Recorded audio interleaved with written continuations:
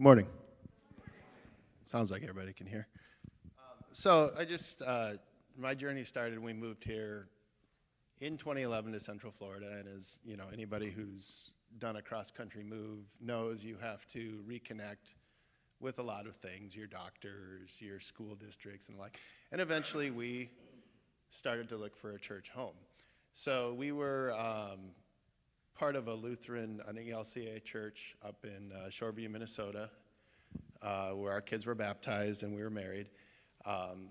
But as my wife and I started to look down here, we went to multiple churches, multiple denominations, including Salem, where we had been here actually 3 years before we had moved. We were down here at Christmas time, and we ended up spending a Christmas Eve here.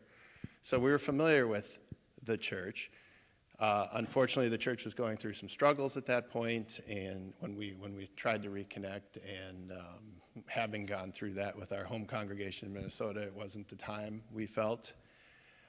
So we ended up going to a non-denominational church for a while, and just felt like something was missing, right? And since we had already had the Lutheran baptisms, we figured it was the first communions, the confirmations and the like, the traditions that we were missing. So we took that opportunity to reconnect here. The result, as Pastor said, are three confirmations, 3 first communions too, which were a little not as traditional as we were used to, but that was three confirmations, which meant 3 sets of church camps and lock-ins and potluck meetings, potluck dinners and the like. We had, as Pastor said, we were involved in that, so I got to appreciate the fact that each one of those classes was different. It wasn't a program, it was tailored to the individual kids that were in that program. And I think that helped my kids at least develop relationships with not this abstract God that loves them, but a community that loves and supports them. And that support extended financially, because there was no charge for any of the programs, any of the camps, because the generosity of the congregation allowed that to happen. So as long as I can remember, the church has always been the instrument of generosity in the community, right? My mom, growing up Catholic, she was in a prayer group, but my dad and I used to joke we were the alternative prayer group, because while the ladies were all praying, we were the ones that were delivering the meals and fixing the roofs and getting the cars to start, we were the instruments of those prayers.